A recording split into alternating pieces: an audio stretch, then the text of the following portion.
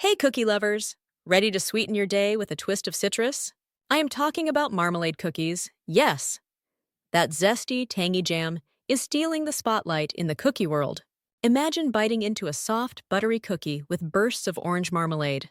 It's like sunshine baked into every bite.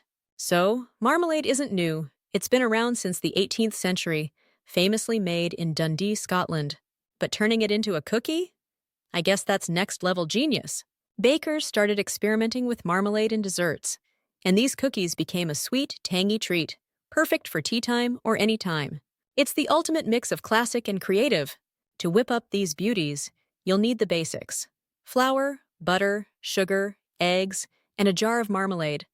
Orange is the classic choice, but feel free to mix it up. You can even add a little orange zest for extra zing. Oh, and don't forget a pinch of salt and vanilla to bring it all together. Simple, right? The best thing about marmalade cookies? I can make them my own. I love a drizzle of white chocolate for a sweet contrast, or mix in some chopped nuts for crunch. Feeling fancy?